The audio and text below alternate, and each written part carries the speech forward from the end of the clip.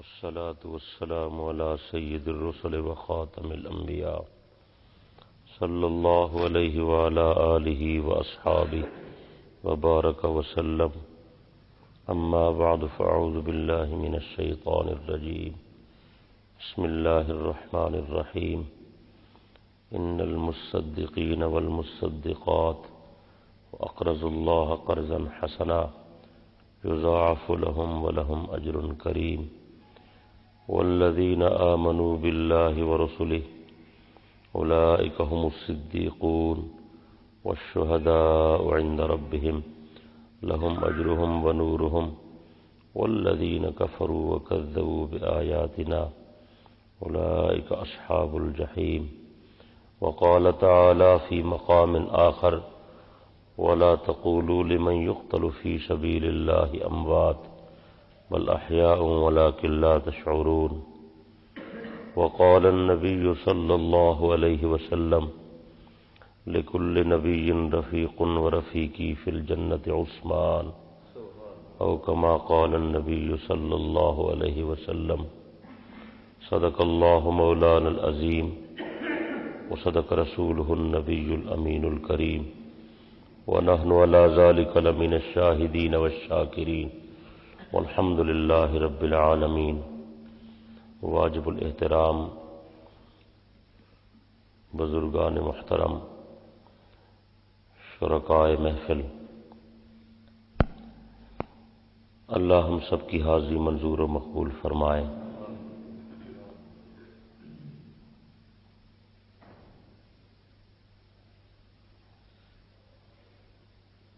اسلامی سال کا آخری مہینہ ماہ ذی الحجہ اپنے اندر بہت سارے حالات، واقعات، مناسبتیں اور ان کے متعلقہ اہم احکامات جمع کیے ہوئے ہیں. آج کے درس کا اور بیان کا موضوع 18 ذی الحجہ کے حوالے سے سیدنا حضرت عثمان غنی رضی اللہ عنہ کی عظمت، صحابیت اور ان کا مقام شہادت ہے.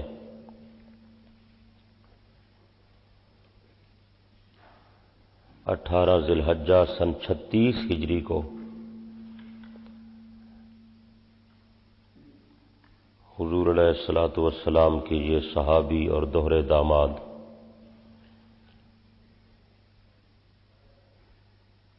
نہایت مظلومانہ انداز میں شہید کیے گئے. اسلامی تاریخ میں سیدنا حضرت عثمان ذو النورین رضی اللہ عنہ کی مظلومیت بڑے عجیب انداز میں تاریخ کے اوراق میں محفوظ ہے، بلکہ تاریخ ایسا مظلوم آدمی پیش کرنے سے عاجز ہے.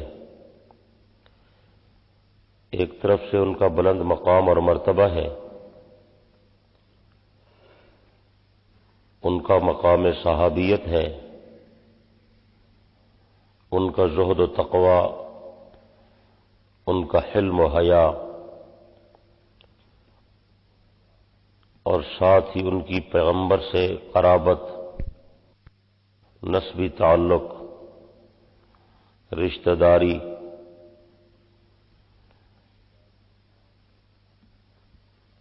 پھر اس کے ساتھ سیدنا عثمان رضی اللہ عنہ وہ جلیل القدر آدمی ہیں جو والسابقون الاولون میں شامل ہیں. جو لوگ سب سے پہلے ایمان لے آئے ان میں 5ویں یا 6ٹھے آدمی ہیں حضرت عثمان، جنہوں نے پیغمبر کا کلمہ پڑھا. بعد میں جتنے لوگ ایمان لائے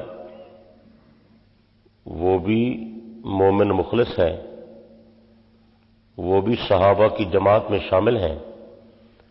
لیکن جو پہلے آئے، جنہوں نے پہلے کلمہ پڑھا، جنہوں نے پہلے مال خرچ کیا،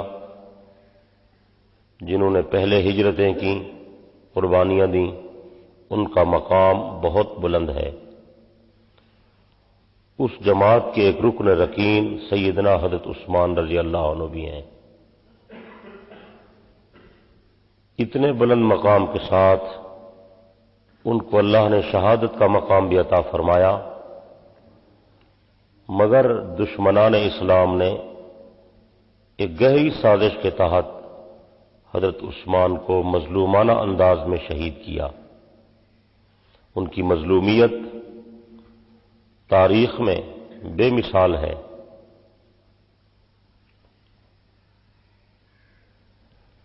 آپ حضرات کی یہ بات علم میں ہوگی کہ اللہ نے اپنے پیغمبر علیہ السلام پر جب اسلام کو اتارا اور قرآن کو نازل فرمایا تو جہاں اسلام کی سچائی اور حقانیت کے دلائل بیان فرمائے گئے کہ اسلام سچا مذہب ہے، اسلام حق ہے، اسلام ہی اللہ کا پسندیدہ دین ہے، وہاں اسلام کے غلبے کی بھی خبر دی گئی ہے، بلکہ اللہ نے اپنی تقدیر میں یہ فیصلہ کیا کہ ہمیشہ میں غالب رہوں گا، میرے پیغمبر غالب رہیں گے اور میرا دین غالب رہے گا۔ کتب اللہ لأغلبن انا ورسلی، یہ بات اللہ نے طے فرما دی اور تقدیر کے قلم سے لکھ دی کہ میں غالب رہوں گا اور میرے پیغمبر غالب رہیں گے، ان کو کوئی مغلوب نہیں کر سکتا۔ اور میں نے پیغمبر پر جو اسلام اتارا وہ اسلام بھی غلبے والا دین ہے۔ هو الذی ارسل رسولہ بالہدی ودین الحق لیظہرہ علی الدین کلہ، یہ اسلام غالب ہونے کے لیے آیا ہے، مغلوب ہونے کے لیے نہیں۔ الاسلام یعلو ولا یعلی علیہ۔ اب وہ غلبہ دو طریقوں سے ہوتا ہے، ایک تو دلائل کی بنیاد پر، براہین کی بنیاد پر، تو الحمدللہ اسلام اپنی سچائی کے اعتبار سے اور حقائق کے اعتبار سے اور دلائل اور براہین کے اعتبار سے بھی تمام دینوں پر غالب ہے۔ دنیا کی تمام خوبیاں اسلام میں موجود ہیں۔ دوسرا غلبہ وہ حکومتی غلبہ ہے۔ تو حضور علیہ الصلوۃ والسلام کے دور میں اللہ نے اسلام کو غلبہ عطا فرمایا، مکے میں، مدینے میں، عرب میں اسلام کا پرچم لہرایا گیا اور اللہ نے اپنے نبی کو دکھا دیا کہ میں نے اسلام کو کیسے غالب کرنا ہے۔ حضور علیہ الصلوۃ والسلام کے بعد آپ کے خلفاء کا زمانہ آیا جنہیں خلفاء راشدین کہا جاتا ہے۔ خلفاء راشدین وہ 4 خلیفے ہیں پیغمبر کے، جنہیں پیغمبر کی نیابت، پیغمبر کی جانشینی کا یہ شرف حاصل ہے۔ وہ 4 خلیفے ہیں، انہیں خلفاء راشدین کہا جاتا ہے۔ ان کی خلافت کو خلافت راشدہ علی منہاج النبوہ کہا جاتا ہے، یعنی ان حضرات کی خلافت یہ نبوت کے دور کا بالکل عکس اور نمونہ تھی۔ وہ 4 خلیفے ہیں۔ خلیفہ اول بلا فصل سیدنا حضرت ابو بکر صدیق رضی اللہ تعالیٰ عنہ، دوسرے خلیفہ سیدنا حضرت عمر فاروق رضی اللہ تعالیٰ عنہ، تیسرے خلیفہ سیدنا حضرت عثمان غنی ذو النورین رضی اللہ تعالیٰ عنہ، چوتھے خلیفہ سیدنا حضرت علی المرتضی رضی اللہ تعالیٰ عنہ۔ تمام صحابہ میں سے ان 4 حضرات کا مقام بلند ہے، اور اللہ نے قرآن میں جس خلافت کا وعدہ کیا تھا وہ انہی پر پورا ہوا۔ ان میں سیدنا صدیق اکبر رضی اللہ تعالیٰ عنہ نے تقریباً 2.25 سال خلافت کی ہے، اور حضرت عمر رضی اللہ تعالی عنہ نے 10 سال خلافت کی ہے، اور حضرت عثمان رضی اللہ تعالی عنہ نے 12 سال خلافت کی ہے، اور سیدنا حضرت علی رضی اللہ تعالی عنہ نے تقریباً 5 سال خلافت کی ہے۔ ان چاروں خلفاء میں سب سے زیادہ جو خلافت کی ہے وہ سیدنا حضرت عثمان رضی اللہ عنہ نے کی ہے۔ ان کی خلافت کا دور 12 سال ہے، اور آپ حضرات کی یہ بات معلومات میں رہے کہ اللہ نے اسلام کے جو غلبے کا جو وعدہ فرمایا تھا وہ پیغمبر کے بعد پیغمبر کے خلفاء کے دور میں پورا ہوا۔ یعنی آپ یوں سمجھیں کہ روئے زمین کے اکثر علاقوں پر اسلام کا پرچم اگر لہرایا گیا تو وہ خلفاء راشدین کے زمانے میں لہرایا گیا۔ فتوحات ہوئیں اور اسلام عرب سے نکل کر عجم تک پہنچا۔ پوری دنیا میں اس وقت جتنے بر اعظم تھے اور تمام بڑے بڑے شہروں میں اللہ نے اسلام کو غلبہ عطا فرمایا۔ سیدنا صدیق اکبر کے دور میں بھی فتوحات ہوئیں، سیدنا عمر کے دور میں بھی فتوحات ہوئیں، لیکن سب سے زیادہ فتوحات اور وسعت جو پیدا ہوئی وہ حضرت عمر اور ان کے بعد حضرت عثمان کے دور میں ہوئی۔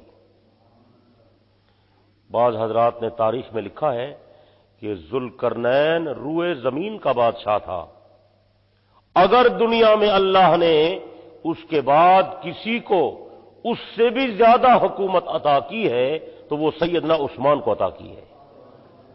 ان کی خلافت کا جو علاقہ تھا وہ ذوالقرنین کے علاقے سے دگنا بلکہ سہچن تھا، اتنا غلبہ اللہ نے عطا فرمایا تھا۔ خاص کر سیدنا عثمان غنی رضی اللہ عنہ کی خلافت کے جو پہلے 8 سال ہیں وہ تو انتہائی ترقی کے سال ہیں، اور اس میں بہت سارے علاقے فتح ہوئے۔ اس وقت دنیا میں 2 بڑی طاقتیں تھیں جن کو قیصر اور کسریٰ کہتے ہیں۔ آپ حضرات نام تو سنتے ہی ہیں۔ قیصر یہ ایران کی طاقت تھی، وہاں کے رہنے والے مجوسی تھے۔ دوسری کسریٰ جو ہے وہ ایران کی طاقت کا نام ہے، اور قیصر یہ روم کی طاقت ہے۔ ایران کے رہنے والے کسریٰ یہ مجوسی ہیں، اور جو روم کے قیصر ہیں رومی ہیں یہ تمام کے تمام عیسائی تھے۔ سیدنا فاروق اعظم رضی اللہ عنہ نے پورے کا پورا علاقہ ایران کا اور فارس کو فتح فرمایا، اور ایسا فتح کیا کہ وہاں کفر کا نام و نشان بھی باقی نہ رہا۔ حالانکہ بہت بڑی طاقت تھی ایران کی۔ یہ وہی ایران ہے جس کا بادشاہ خسرو پرویز تھا، جس کو حضور علیہ الصلوۃ والسلام نے ختم لکھا تھا کہ اسلام لے آؤ، سلامت رہو گے، کامیاب ہو جاؤ گے، اگر تم نے کلمہ نہ پڑھا تو تمام مجوسیوں کا گناہ اور وبال تمہارے اوپر ہوگا۔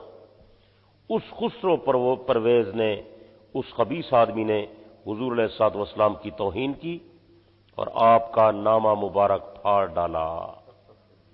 حضور علیہ الصلوۃ والسلام کو جب اس کی اطلاع ملی تو آپ علیہ الصلوۃ والسلام نے فرمایا اس نے میرا خط نہیں پھاڑا بلکہ اس نے اپنی حکومت کے ٹکڑے ٹکڑے کر دیے ہیں۔ یعنی آپ نے یہ پیشین گوئی فرمائی کہ وہ وقت آنے والا ہے جب اس کی حکومت کے ٹکڑے ٹکڑے ہو جائیں گے، یہ تباہ و برباد ہو جائے گا۔ اور پھر بڑی عجیب بات ہے کہ اس خسرو پرویز نے صرف اسی پر نہیں بس کی بلکہ اس نے یمن کے بادشاہ کو لکھا، حکم دیا، اس کا نام تھا بازان۔ کیا نام تھا؟ بازان کو لکھا کہ عرب میں مضبوط آدمی بھیجو اور اس شخص کو گرفتار کر کے میرے پاس لے آؤ جس نے مجھے خط لکھنے کی جرت کی ہے۔ نعوذ باللہ من ذالک۔ اس نے یہ توہین آمیز الفاظ کہے۔ چنانچہ بازان نے 2 مضبوط تکڑے آدمی مدینہ روانہ کیے۔ وہ جب آئے حضور علیہ الصلوۃ والسلام کے پاس تو حکم دیا گیا کہ ان کو رات ٹھہراؤ، صبح میرے ساتھ ملاقات کروانا۔ انہیں رات ٹھہرایا گیا اور صبح وہ دربار نبوت میں آئے تو ان سے جو گفتگو ہوئی، جو حضور علیہ الصلوۃ والسلام نے ان سے بات فرمائی، وہ دو باتیں قابل غور ہیں، وہ آپ حضرات توجہ سے سماعت فرمائیں۔ پہلی بات تو آپ نے جب ان کی شکلیں دیکھی تو ان کی مونچھیں بڑی ہوئی تھیں، داڑیاں ان کی مونڈی ہوئی تھیں۔ آپ نے دیکھتے ہی ان کے چہرے کو ناپسند فرمایا اور ناپسندیدگی کا اظہار کرتے ہوئے آپ نے ارشاد فرمایا کہ تمہیں کس نے ایسی شکل بنانے کو کہا ہے؟ یہ تم نے کیسی شکل بنائی ہوئی ہے؟ انہوں نے کہا ہمارے رب کسریٰ نے۔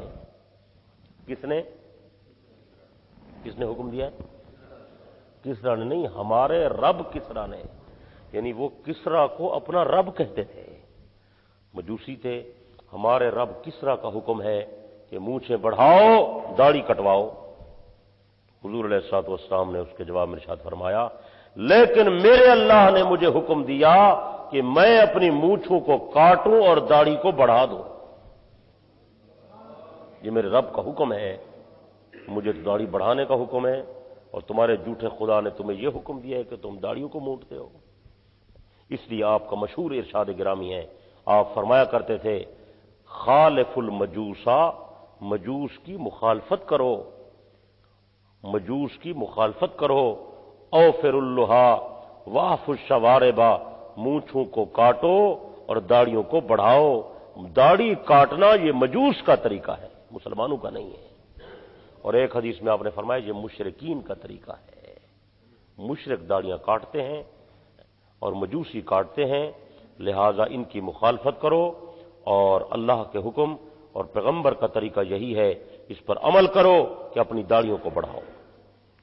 پہلی بات تو آپ نے یہ فرمائی۔ دوسری جب ان سے بات چیت ہوئی تو انہوں نے کہا کہ ہم آپ کے پاس آئے ہیں اور آپ نے خط لکھا ہے ہمارے رب کو، ہمارے بادشاہ کو۔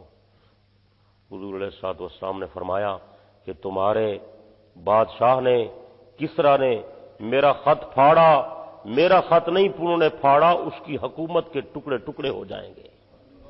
یہ آپ نے پیش کی ہوئی فرمائی۔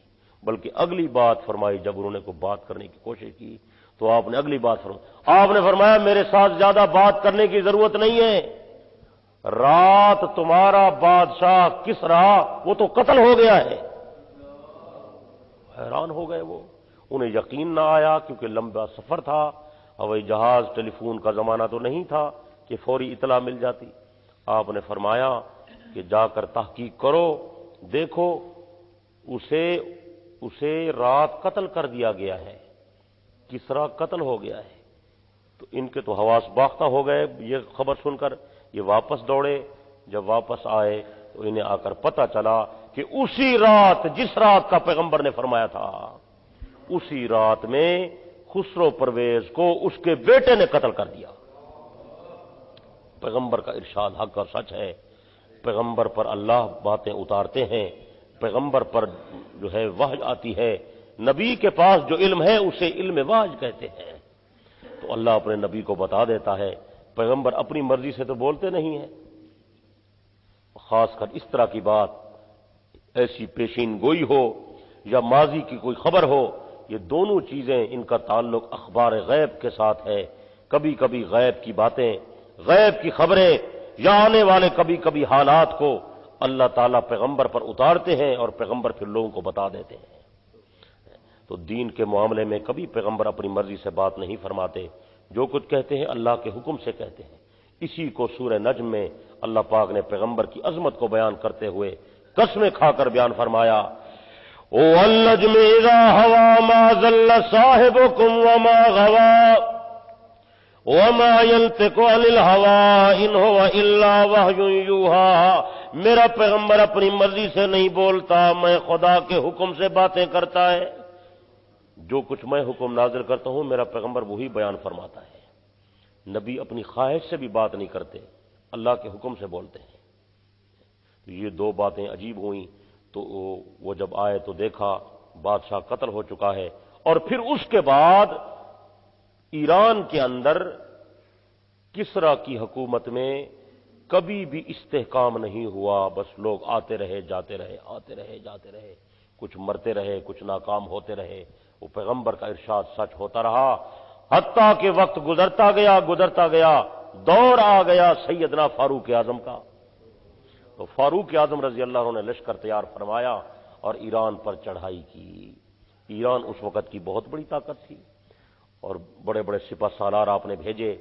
فاروق اعظم رضی اللہ عنہ کی ہدایات کے مطابق وہ حضرات گئے اور ایران کے مختلف علاقے فتح کیے۔ مدائن وہاں کا بہت دارالخلافہ تھا، اس کا بڑا چرچا تھا، وہاں بادشاہ کا بڑا تخت تھا، بڑی کر و فر تھی۔ وہاں جب اصحاب پیغمبر گئے تو دشمنوں کے طوطے اڑ گئے کہ یہ کون سی مخلوق یہاں آئی ہے۔ اور یہ اسی سفر کا واقعہ ہے کہ جب انہی فتوحات میں ایران کے علاقوں میں مدائن میں یہ حضرات تھے تو وہاں سپہ سالار فاتح ایران سیدنا حضرت سعد ابن ابی وقاص رضی اللہ تعالیٰ عنہ نے اپنے ساتھیوں سے مشورہ کیا کہ اس علاقے سے بھی نمٹتے چلیں۔ مجاہد تیار ہو گئے کہ ہم آپ کے حکم کے منتظر ہیں۔ آپ نے لشکر کو روانگی کا حکم دیا۔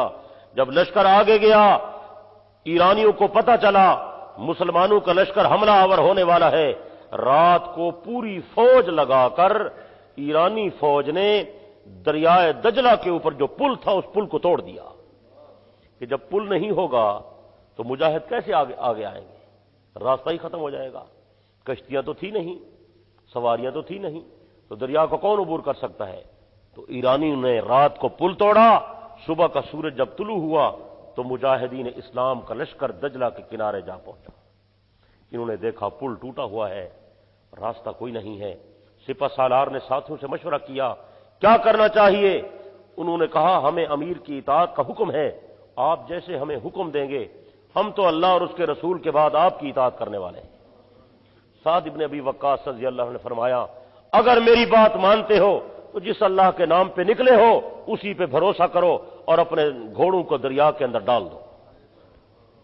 تاریخ کے اوراق بتاتے ہیں کہ صحابہ نے اپنے گھوڑے دریا میں ڈال دیے، اور جب ڈالے صحابہ کہتے ہیں جب ہمارے گھوڑے دریا کے درمیان میں پہنچے تو ہم نے دیکھا کہ دریا کے درمیان میں خشک زمین نکل آئی اور اندر ریت نظر آتی تھی۔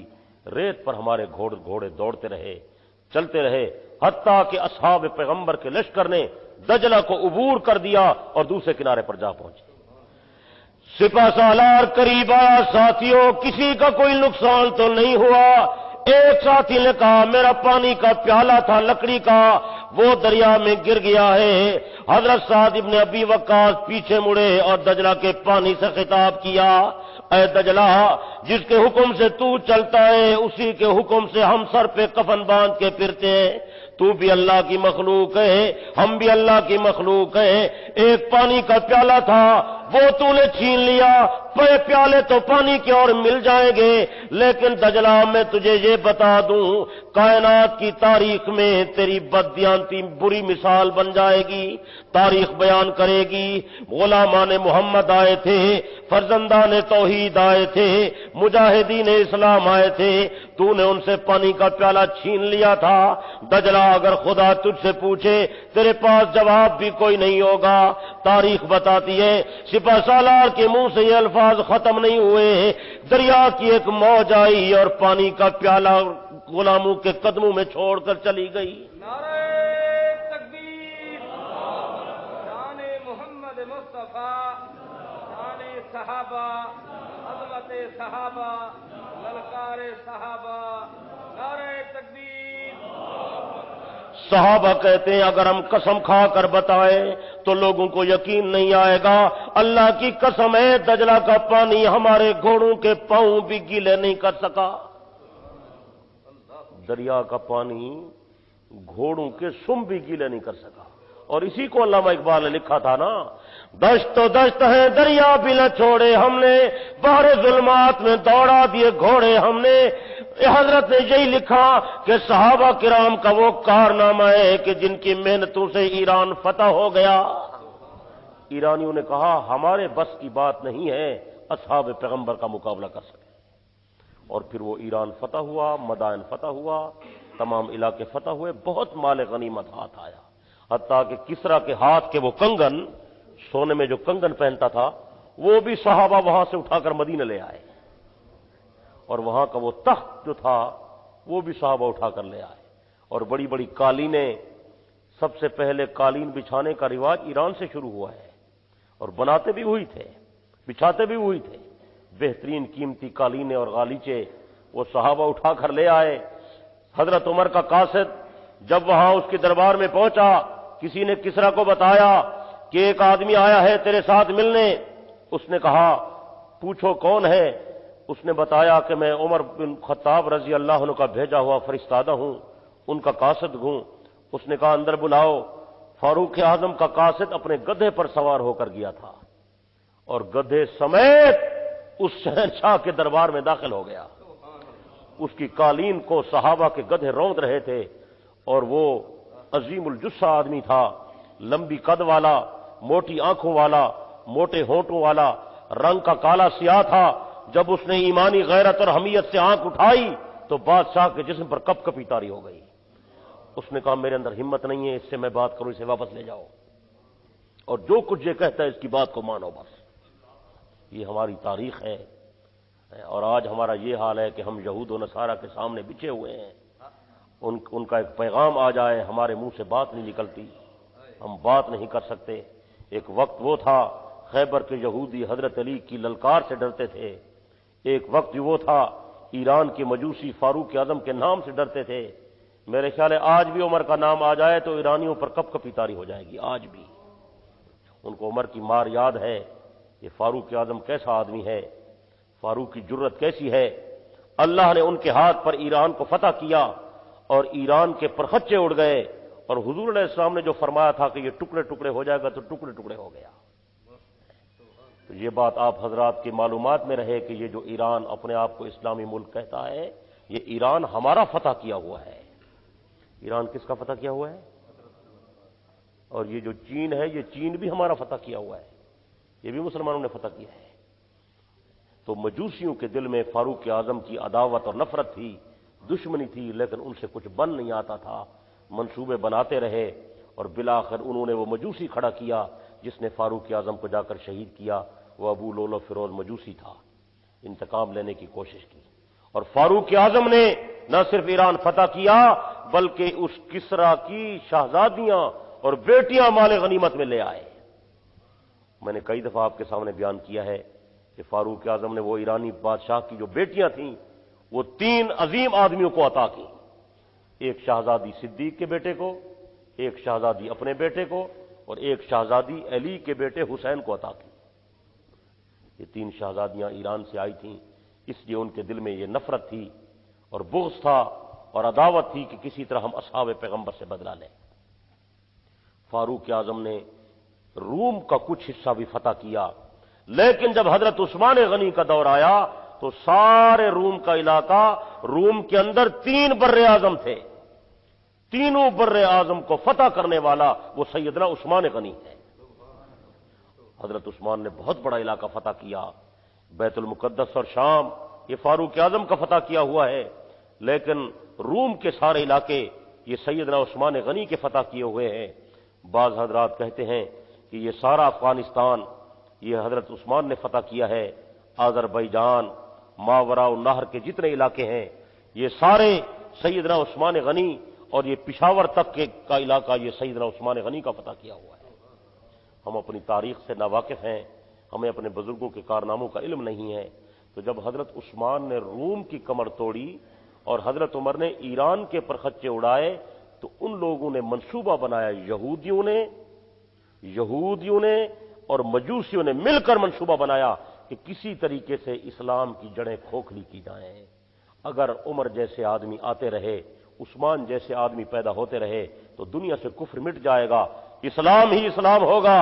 مجوسیوں نے حضرت عمر کو شہید کیا، لیکن حضرت عمر کے بعد جب حضرت عثمان جیسا آدمی آیا تو ان کا منصوبہ سارا ناکام ہو گیا کہ ہمارا پروگرام یہ تھا کہ عمر شہید ہو جائے گا تو اس کے بعد اسلام کا چراغ گل ہوگا، لیکن اللہ نے حضرت عثمان کو پیدا کر دیا اور حضرت عثمان نے ان سے زیادہ فتوحات کر ڈالی، تو گویا ان کا سارا منصوبہ خاک میں مل گیا۔ پھر انہوں نے مل کر حضرت عثمان کے خلاف منصوبہ تیار کیا، اور جب حضرت عثمان غنی رضی اللہ عنہ خلیفہ تھے تو یہ یہودی انہوں نے لبادہ اوڑھا، منافق کچھ تیار کیے جن کا سرغنہ عبداللہ ابن سبا یہودی تھا، اس نے لبادہ اوڑھا کہ میں بھی مسلمان ہوں، اسلام کا لبادہ اوڑھا، پیغمبر کی اہل بیت کی محبت کا ڈھونگ رچایا کہ مجھے نبی کی اہل بیت سے محبت ہے، اور مسلمان بن کر مسلمانوں کی صف میں گھسا، اور اس نے سب سے پہلے اعتراض کھڑا کیا کہ حضرت عثمان اچھا آدمی نہیں ہے۔ یہ میں آپ کو پوری تاریخ کا خلاصہ بتا رہا ہوں کہ سیدنا عثمان کو کیوں شہید کیا گیا، وجہ کیا ہے۔ اس نے اعتراضات شروع کیے، چند آدمی اس کے ہم نوا بن گئے، اس نے تقریباً 11-12 اعتراضات تھے جو حضرت عثمان کی ذات پر لگائے۔ حضرت عثمان میں فلاں غلطی ہے، حضرت عثمان میں فلاں غلطی ہے، حضرت عثمان میں فلاں غلطی ہے، حضرت عثمان میں فلاں غلطی ہے، لہذا انہیں چاہیے کہ یہ خلافت چھوڑ دیں۔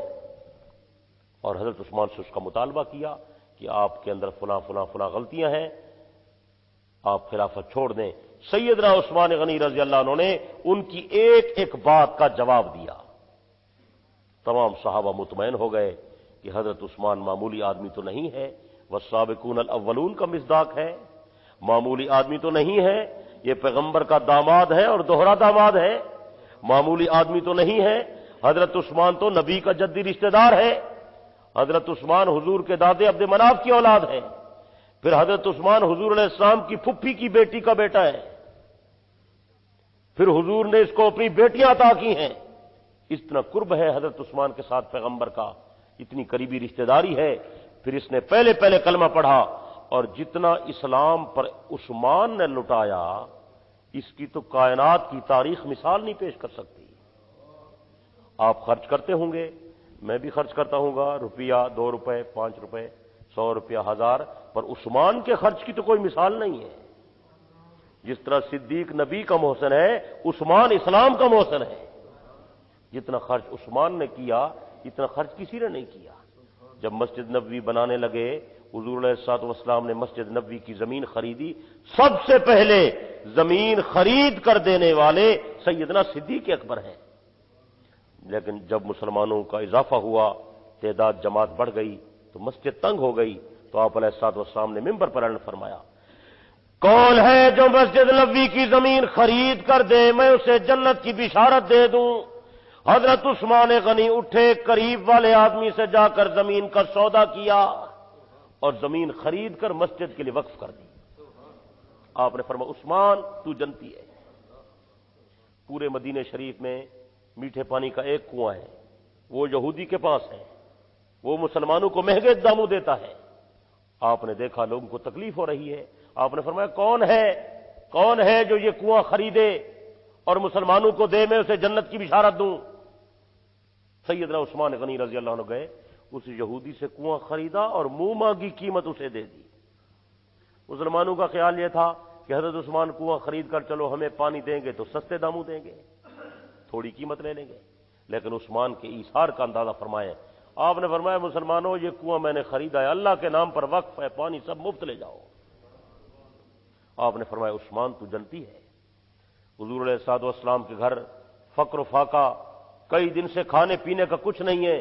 حضرت عثمان نے سامان باندھا، کھانا تیار کیا، اشیاء خردنوش اٹھائیں، پیغمبر کے حجرے میں پہنچایا اور دروازہ کھٹکھٹا کر سیدہ عائشہ سے جا کر عرض کی، میری پیاری اماں، اگر پیغمبر کو کسی چیز کی ضرورت ہو مہربانی کیا کریں، کسی کو نہ بتایا کریں، مجھے حکم دے دیا کریں، میں کھانے پینے کا سامان خود پہنچاؤں گا۔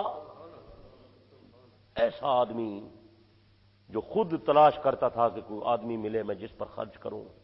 اور حضرت عثمان فرمایا کرتے تھے، میرا دل چاہتا ہے کپڑے میرے ہوں، پہننے والے غریب لوگ ہوں، پیسہ میرا ہو، استعمال کرنے والے مسکین لوگ ہوں، کھانا میرا ہو، کھانے والے مدینے کے لوگ ہوں۔ ایسا آدمی تو انسانی تاریخ میں نہیں نظر آتا۔ اور حضرت نے جو ایثار فرمایا، اللہ اکبر کبیرہ، اس کی کوئی نظیر نہیں ہے۔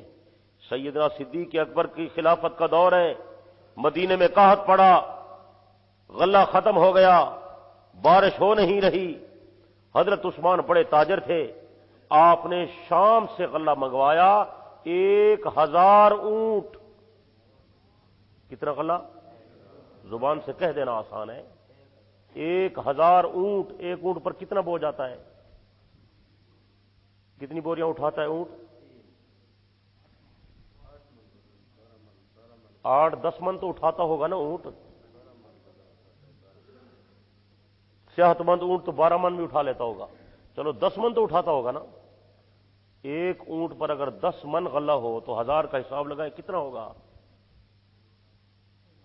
حساب نہیں آنا تو کتنی؟ 8000 من۔ اللہ اکبر، 1000 اونٹ آیا، غلہ لدا ہوا، بوریاں بھری ہوئیں، سارے مدینے کے تاجر جمع ہو گئے۔ حضرت عثمان کے پاس غلہ آیا ہے، آج عثمان بھی بہت نفع کمائے گا، ہم بھی خریدتے ہیں بیچیں گے، ہمیں بھی بہت نفع ہوگا۔ تو حضرت عثمان سے بات کی، بیچتے ہو؟ آپ نے فرمایا بیچنے کے لیے تو میں نے منگوایا ہے۔ انہوں نے کہا کیسے دیتے ہیں؟ آپ نے فرمایا کیا نفع دو گے؟ ایک نے کہا کہ حضرت آپ ایسا کریں کہ 1 روپے پر جو ہے 10 روپے پر آپ 1 روپیہ لے لیں۔ آپ نے فرمایا نفع کم ہے۔ 2 روپے لے لیں، فرمایا نفع کم ہے۔ 4 روپے لے لیں، فرمایا نفع کم ہے۔ 5 روپے لے لیں، آپ نے فرمایا نفع کم ہے۔ 6 روپے لے لیں، حضرت نے فرمایا نفع کم ہے اور مجھے اس سے زیادہ نفع ملتا ہے۔ نعرہ تکبیر، شان عثمان، سخاوت عثمان، نعرہ تکبیر۔ تو مدینے کے جو تاجر تھے وہ دائیں بائیں دیکھنے لگے کہ سارے تاجر تو ہم ہی لوگ ہیں، یہ کون سا آدمی ہے جو ہم سے زیادہ نفع دیتا ہے؟ کہنے لگے حضرت ہم تو اس سے زیادہ نفع نہیں دے سکتے، آپ کو اگر زیادہ نفع ملتا ہے تو آپ اسے دے دیں۔ حضرت عثمان غنی نے فرمایا تاجروں میں صحیح کہہ رہا ہوں، عثمان کی زبان نے کبھی جھوٹ نہیں بولا، مجھے اس سے زیادہ نفع ملتا ہے۔ کہنے لگے حضرت کتنا نفع ملتا ہے؟ آپ نے فرمایا میرے پاس ایک تاجر ایسا ہے جو 1 کے بدلے میں 10 دیتا ہے۔ وہ حیران ہو گئے کہ وہ کون سا تاجر ہے جو 1 کے بدلے میں 10 دیتا ہے۔ آپ نے قرآن مجید کی آیت پڑھ کر سنائی، وہ تاجر ہے جس کا یہ وعدہ ہے من جاء بالحسنۃ فلہ عشر امثالھا، اس کا وعدہ یہ ہے جو 1 نیکی لائے گا میں 10 عطا کروں گا۔ میں اسی سے سودا نہ کر لوں؟ حضرت نے پھر فرمایا مدینے کے تاجروں میں تمہیں گواہ بلاتا ہوں، گواہ ہو جاؤ، میں نے سارا صدقہ غلہ اللہ کے نام پہ صدقہ خیرات کر دیا۔ اعلان فرمایا مدینے کے غریبوں، مدینے کے یتیموں، آؤ اللہ کے نام پہ غلہ مفت لے جاؤ۔ سارے غربا آئے، سارے یتامہ آئے، سارے مساکین آئے، تمام غلہ مفت لے گئے۔ حضرت عبداللہ ابن عباس فرماتے اسی رات کا واقعہ ہے، میں رات کو سو گیا، میں نے خواب میں دیکھا حضرت امام الانبیاء صلی اللہ علیہ وسلم تشریف لا رہے ہیں اور بڑی جلدی جلدی قدم اٹھا رہے ہیں۔ آپ کے ہاتھ میں ایک نور کی چھڑی ہے جس سے نور چمک رہا ہے، آپ کے جوتے کے تسمے نور سے، ان سے نور کے شعلے نکل رہے ہیں۔ میں نے عرض کیا حضرت مجھے بھی خدمت کا موقع دیں۔ آپ نے فرمایا عبداللہ آج میرے مدینے میں میرے عثمان نے اتنا غلہ تقسیم کر دیا، اللہ پاک اتنے خوش ہو گئے، حضرت عثمان کی جنت میں شادی ہو رہی ہے، مجھے دعوت نامہ آیا ہے، میں محمد شادی میں شرکت کے لیے جا رہا ہوں۔ اس کی کوئی مثال ہے تو آپ بتا دیں۔ بڑا ظلم ہے اس تاریخ دان نے جو ظلم ڈھایا اور اپنی کتاب میں یہ لکھ دیا کہ عثمان تو اپنے اقربا پر خرچ کرتے تھے اور وہ بھی بیت المال سے خرچ کرتے تھے۔ میں پوچھتا ہوں پیغمبر کے زمانے میں حضرت عثمان نے جو خرچ کیا یہ بیت المال کا پیسہ تھا؟ مسجد نبوی کی زمین میں اضافہ کیا یہ بیت المال سے کیا؟ بیر روما خریدا یہ بیت المال سے خریدا؟ پیغمبر کے گھر میں اشیاء خرد و نوش پہنچائیں، کہاں سے پہنچائیں؟ یہ جو دور صدیقی میں خرچ کیا جس کی مثال میں عرض کر رہا ہوں یہ دور صدیقی کا واقعہ ہے۔ اس زمانے میں تو بیت المال کے مالک حضرت عثمان نہیں تھے۔ بہت بڑا ظلم ڈھایا ہے اور آپ حیران ہوں گے کہ اس تاریخ نویس نے تاریخ سے وہی واقعات جمع کیے اور حضرت عثمان پر وہی بے جا اعتراضات لگائے جو اعتراضات عبداللہ ابن سبا نے لگائے تھے۔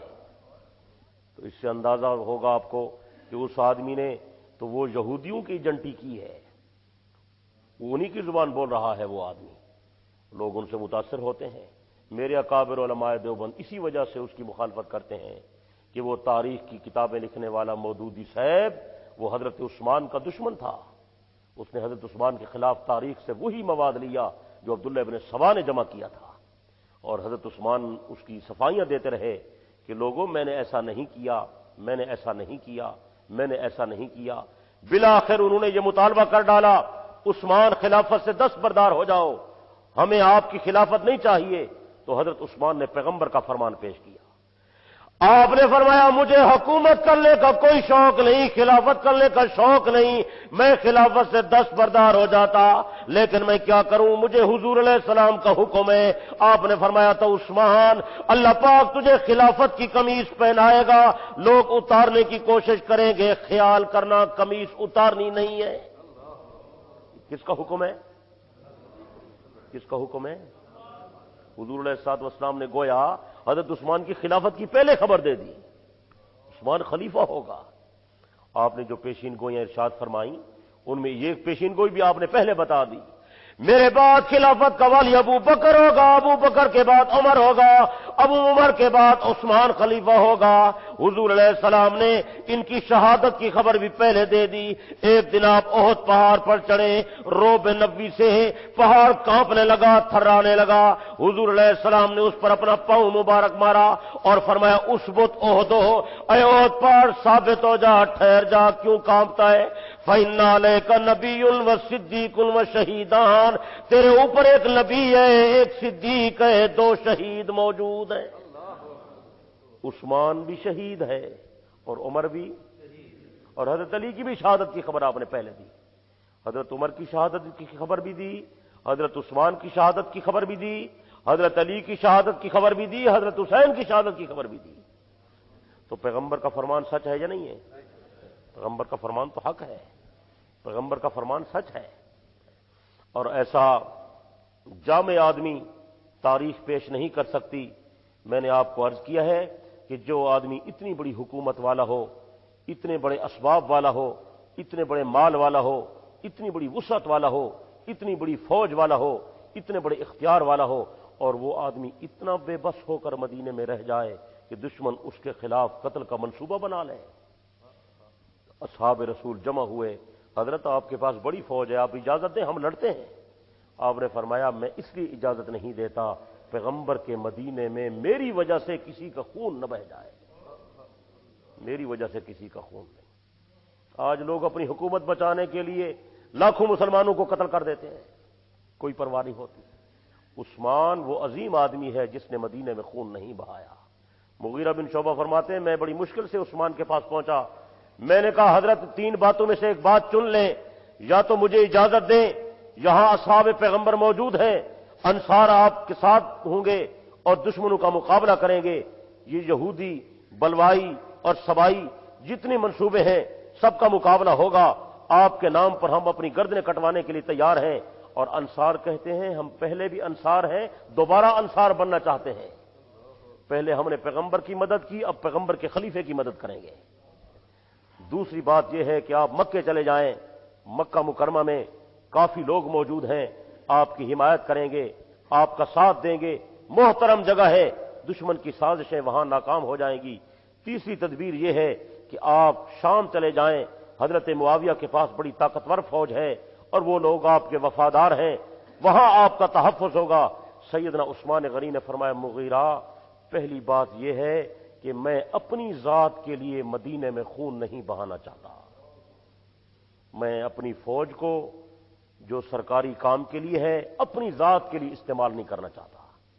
دوسری بات آپ کہتے ہیں کہ میں مکہ چلا جاؤں، میں یہاں سے مکے چلے جاؤں اور پیغمبر کا پڑوس چھوڑ دوں، یہ میرا ایمان، میری اسلامی حمیت نہیں گوارا کرتی۔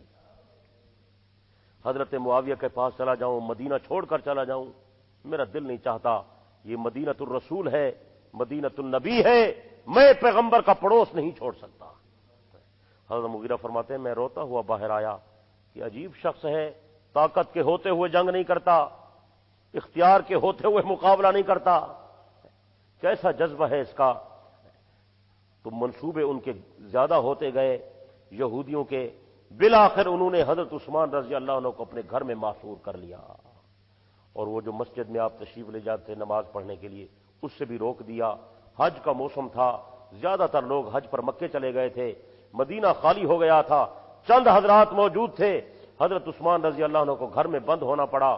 جب آپ محصور ہوئے 1 دن 2 دن 5 دن 10 دن 15 دن 20 دن حضرت بڑے پریشان ہوئے تو مکان کی چھت پر چڑھے اور خطبہ ارشاد فرمایا، اور فرمایا مدینے کے رہنے والوں میری بات تو سنو، اگر تم اپنے آپ کو مسلمان کہتے ہو ذرا مجھے پہچانو تو صحیح کہ میں کون ہوں، میرا نسب تو دیکھو، پیغمبر کے ساتھ میری قرابت تو دیکھو، پیغمبر کے ساتھ میرا تعلق تو دیکھو، میں نبی کا جدی رشتہ دار ہوں، میں پیغمبر کی پھپھی کی اولاد ہوں،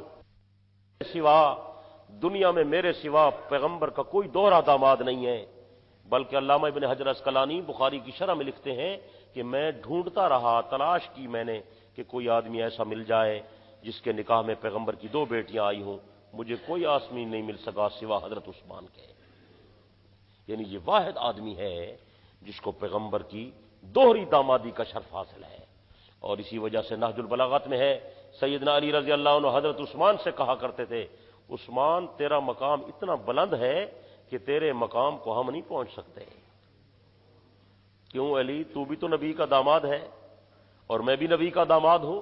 تو حضرت علی نے بڑی وضاحت کی، نہج البلاغت میں ہے، آپ نے فرمایا عثمان انت اقرب الی رسول اللہ صلی اللہ علیہ وسلم، صدیق نبی کا سسر داماد نہیں، حضرت عمر نبی کے سسر نبی کے داماد نہیں، میں نبی کا داماد ہوں پر اکہرا، اور تو نبی کا داماد ہے دوہرا، تیرے مقام کو ہم کیسے پہنچ سکتے ہیں؟ اور حضور علیہ الصلوۃ والسلام نے اسے 2 بیٹیاں عطا کی، تو اعتماد کی بات ہے نا۔ آج کل کوئی کسی کو 1 بیٹی دیتا ہے تو توبہ کر لیتا ہے، کہتا ہے اللہ کرے میری جان چھوٹے اس سے، ہمارا رویہ ایسا ہوتا ہے، تنگ ہو جاتے ہیں لوگ۔ حضور علیہ السلام نے 1 بیٹی عطا کی، اس کا نام رقیہ ہے۔ غزوہ بدر کا جب موقع آیا، صحابہ بدر میں جانے لگے، حضرت عثمان بھی تیار تھے، آپ علیہ السلام نے فرمایا عثمان میری بیٹی بیمار ہے، اپنی گھر والی کی تیمارداری کرو، یہیں مدینے میں رہ جاؤ۔ یا رسول اللہ میں جہاد پر نہ جاؤں؟ آپ نے فرمایا تم میری بیٹی کی تیمارداری کرو، میں محمد دعا کروں گا اور تم ایسے ہوگے جیسے تم مجاہدین بدر میں شامل ہو۔ آپ علیہ السلام بدر تشریف لے گئے، سیدہ رقیہ کا مدینہ میں انتقال ہو گیا، حضرت عثمان نے مدینہ میں قبر بنائی اور سیدہ رقیہ کو دفن کیا۔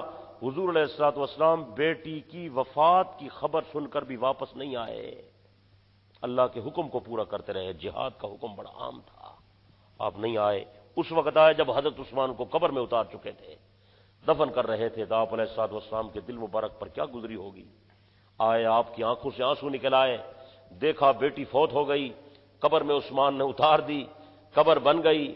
حضور علیہ الصلوۃ والسلام نے فرمایا عثمان تم بدر کے شریکوں میں شامل ہو، اور جب مال غنیمت کو آپ نے تقسیم کیا تو عثمان کا بدری صحابہ کے برابر حصہ نکالا، یہ بدر میں شامل ہے عثمان۔ حضرت عثمان پریشان تھے، آپ نے تسلی دی، یا رسول اللہ میرا آپ کے ساتھ رشتہ تھا، وہ رشتہ ٹوٹ گیا ہے۔ آپ نے فرمایا پریشان کیوں ہوتے ہو، میں دوسری بیٹی عطا کرتا ہوں۔ آپ نے دوسری بیٹی عطا کی، اس کا نام ہے ام کلثوم رضی اللہ تعالی عنہ۔ تقدیر کا فیصلہ ایسے تھا، کچھ عرصے کے بعد ام کلثوم کا بھی انتقال ہو گیا۔ آپ مسجد میں آئے تو حضرت عثمان مسجد میں بیٹھے رو رہے ہیں۔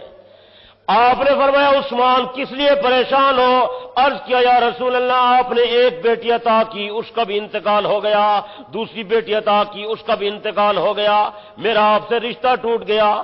آپ نے فرمایا عثمان افسوس ہے میرے پاس اور بیٹی موجود نہیں، اگر میری 40 بیٹیاں ہوتی تو میں یکے بعد دیگرے تجھے عطا کرتا۔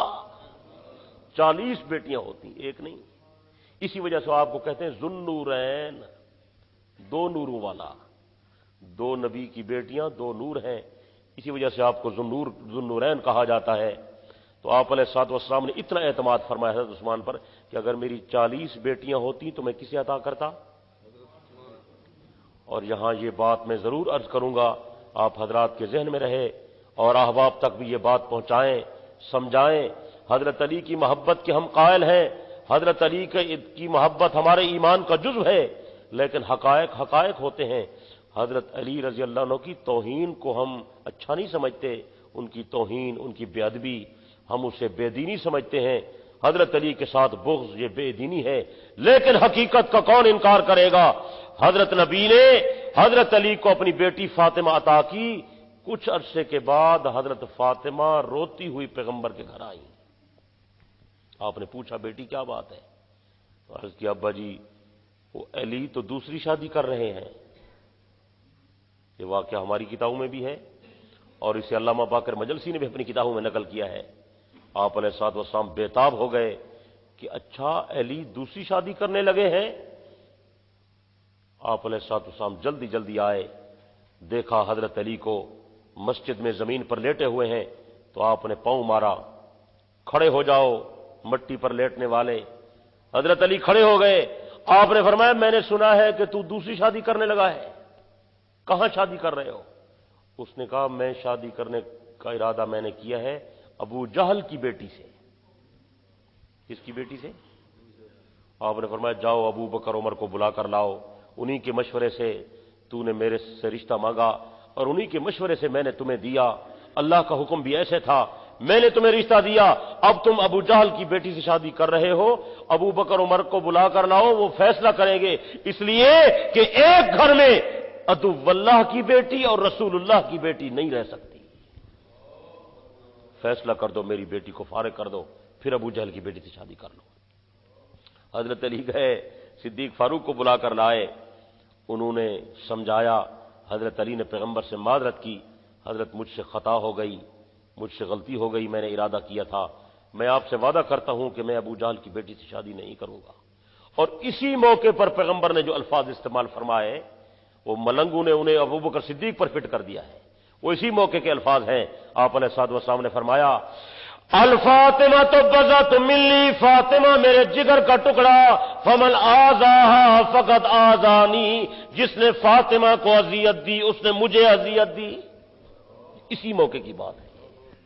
تو حضرت علی نے اس ارادے کو ترک فرمایا اور وعدہ کیا کہ میں ابو جہل کی بیٹی سے شادی نہیں کروں گا. یہ میں واقعہ بیان کر رہا ہوں, حضرت علی کی توہین کرنا مقصد نہیں ہے. ذرا اس تقابل, ذرا اس تناظر کو تھوڑا سا دیکھیں کہ حضرت علی نبی کا اکہرا داماد ہے, وہ بھی پیغمبر اتنے پریشان ہو گئے کہ علی سے وعدہ کرانا پڑا. حضرت نبی نے حضرت علی سے وعدہ لیا کہ میری بیٹی کے ہوتے ہوئے ابو جہل کی بیٹی سے شادی نہیں کرو گے. اور ادھر عثمان کا حال دیکھیں, پیغمبر نے ایک بیٹی عطا کی, جب وہ فوت ہو گئی تو پیغمبر نے عثمان کو دوسری بیٹی دے دی. جب وہ فوت ہو گئی تو آپ نے فرمایا عثمان اگر میرے پاس 40 بیٹیاں ہوتی تو یکے بعد دیگرے تجھے عطا کرتا. اس سے عثمان کی شان کھل کر سامنے آتی ہے. اس سے حضرت عثمان کے مقام کا اندازہ ہوتا ہے کہ پیغمبر کو عثمان پر کتنا اعتماد تھا اور اتنا پیغمبر اس کا لحاظ کرتے تھے. کسی نے پوچھا, آپ نے فرمایا اس لیے اس کا لحاظ کرتا ہوں کہ اس کے اندر حیا کا مادہ زیادہ ہے.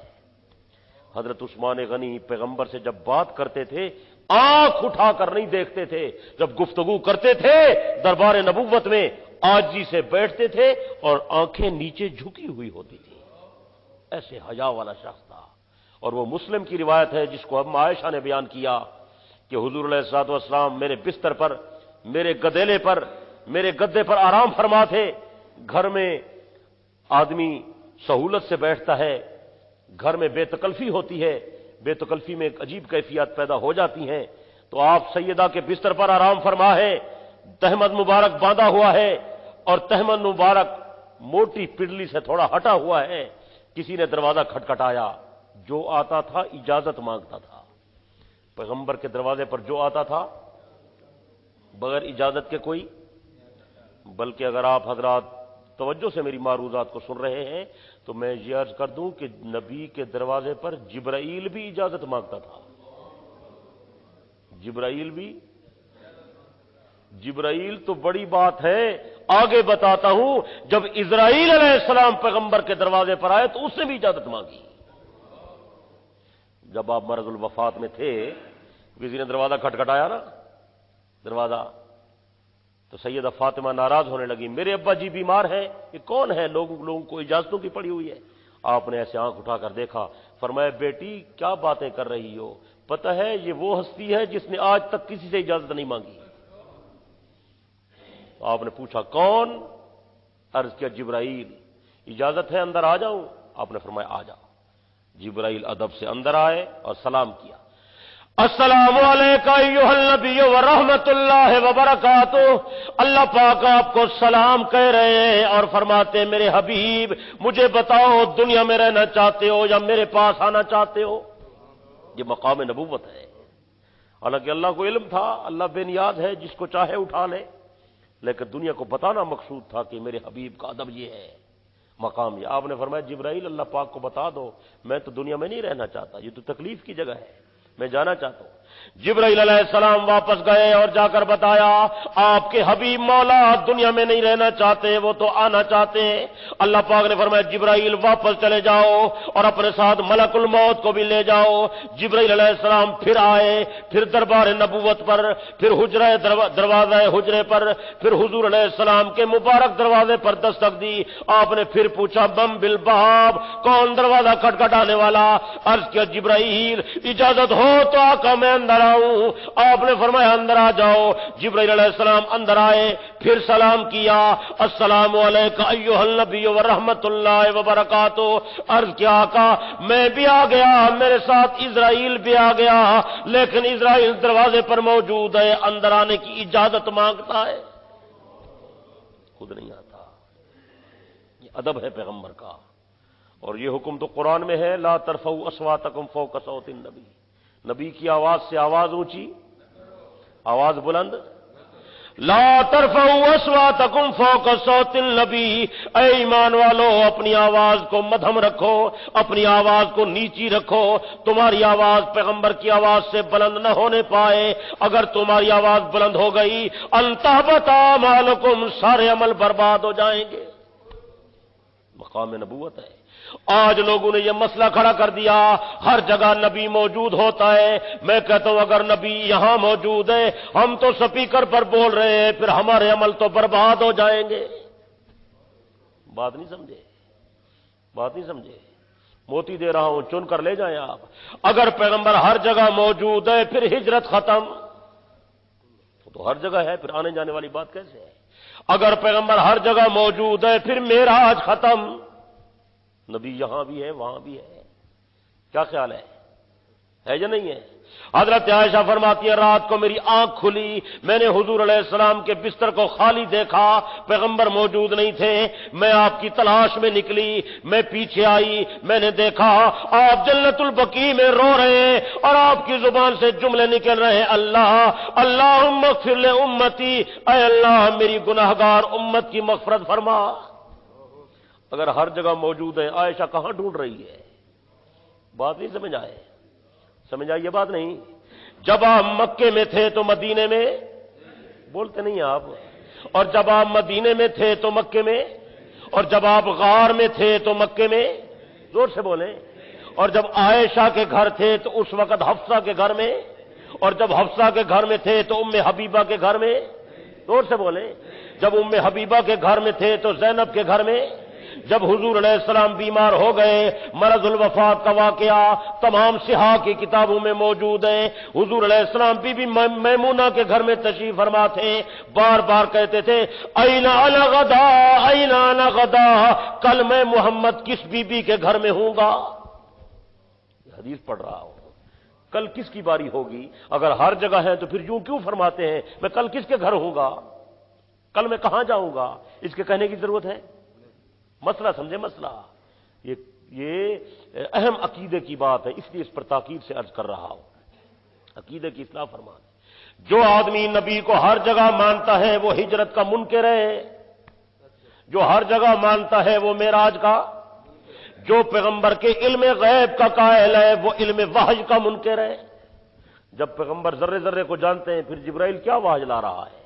اس کو لانے کی کیا ضرورت ہے؟ کبھی اللہ پر وحی آئی ہے؟ بولتے نہیں آپ؟ خدا پر کبھی وحی آئی ہے؟ وحی تو اسی پر آتی ہے جو پہلے نہیں جانتا تو پھر خدا بتاتا ہے، ایسے ہے کہ نہیں؟ زور سے بولیں، جلدی بولیں۔ تو جو پیغمبر کو انسان نہیں مانتا، انسان وہ سارے سادات کا منکر ہے۔ پیغمبر انسان تھے تو سید پیدا ہوئے ہیں، نہ جڑے سیدن سارے انہاں دا نسب کس طرح نبی نال ملے سو اگر نبی انسان نہیں؟ گل نہیں سمجھ آئی؟ کہ سید تو ختم، بھئی ہم تو سادات کے قائل ہیں، اس لیے کہ پیغمبر انسان تھے اور پیغمبر کی اولاد ہوئی ہے، اسی اولاد کا نام تو سید ہے۔ یہ ہاشمی کہاں سے آئے ہیں؟ قریشی نسب تبھی ملے گا نا کہ پیغمبر انسان تھے نا۔ مسئلہ سمجھ آ رہا ہے یا نہیں سمجھ آ رہا؟ اللہ سمجھ کی توفیق عطا فرمائے. زور سے آمین کہیں. بات دور میں چلی گئی. میں کیا عرض کر رہا تھا؟ سیدہ عائشہ کی بات. آپ کے گدیلے پر آپ آرام فرما ہے, پنڈلی مبارک سے کپڑا ہٹا ہوا ہے, کسی نے دروازہ کھٹکھٹا. آپ نے فرمایا کون؟ فرمایا ابو بکر. اجازت ہے؟ آپ نے فرمایا آ جاؤ. حضور علیہ الصلوۃ والسلام لیٹے رہے. تھوڑی دیر کے بعد پھر کسی نے دروازہ کھٹکھٹا. آپ نے فرمایا کون؟ عمر. اجازت ہے یا رسول اللہ آ جاؤ؟ آپ نے فرمایا آ جاؤ. آپ اسی طرح بے تکلفی میں لیٹے رہے. تھوڑی دیر گزری, پھر کسی نے دروازہ کھٹکھٹایا. آپ نے فرمایا کون؟ کہا عثمان.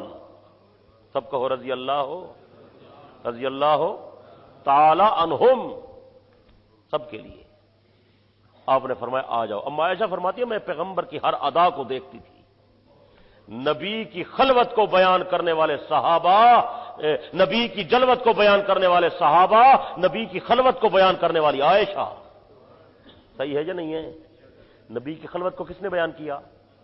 نبی کے گھر کو کس نے بیان کیا؟ نبی کی تہجد کو کس نے بیان کیا؟ گھر کی تلاوت کو کس نے بیان کیا؟ گھر کی تلاوت کو تو عائشہ سنتی تھی. کون سنتا تھا؟ گھر کے احکامات تو عائشہ سنتی تھی. نبی اٹھتے کیسے تھے, حضور آرام کیسے فرماتے تھے, آپ کھانا کیسے تناول فرماتے تھے, آپ پانی کیسے پیتے تھے, آپ رات کو سوتے کیسے تھے, آپ اٹھتے کیسے تھے, آپ وضو کیسے فرماتے تھے. اما فرماتی ہیں گھر میں داخل ہوتے تھے تو تبسم فرماتے تھے. اس کو کس نے بیان کیا؟ بولے بولے, اس کو کس نے بیان کیا؟ نبی کے گھر کو بیان کرنے والی عائشہ, نبی کی خلوت کو بیان کرنے والی عائشہ, نبی کا حرم عائشہ, نبی کا بھرم عائشہ, نبی کا لباس عائشہ, نبی کی حمیت عائشہ, نبی کی غیرت عائشہ, نبی کا علم عائشہ, نبی کا حلم عائشہ, نبی کا دستور عائشہ, نبی کا فرمان عائشہ, صدیق کا باپ کی صدیقہ بیٹی, عتیق باپ کی عتیقہ بیٹی, عالم باپ کی عالمہ بیٹی, معلم باپ کی معلمہ بیٹی, محدث باپ کی محدثہ بیٹی, مفسر باپ کی مفسرہ بیٹی. دنیا کے لوگوں پر الزام لگے, دنیا کے انسانوں نے صفائی دی. جب عائشہ کی بات آئی, اللہ پاک نے قرآن مقدس کا پورا رکوع نازل فرما دیا. الخبیثات للخبیثین والخبیثون للخبیثات والطیبات للطیبین والطیبون للطیبات. پلیت عورتیں پلیت مردوں کے لیے, پلیت مرد پلیت عورتوں کے لیے, پاک عورتیں پاک مردوں کے لیے, پاک مرد پاک عورتوں کے لیے. اللہ پاک نے فرمایا میرے پیغمبر اولئک مبرؤون مما یقولون, میں گواہی دے رہا ہوں محمد جیسا پاک مرد کوئی نہیں, عائشہ جیسی پاک بی بی کوئی نہیں. نعرہ تکبیر. شان امی عائشہ تو صدیقہ, شان امی عائشہ تو صدیقہ. نعرہ تکبیر. یہ عائشہ بیان کر رہی ہے, اس حدیث کو عائشہ بیان کر رہی ہے.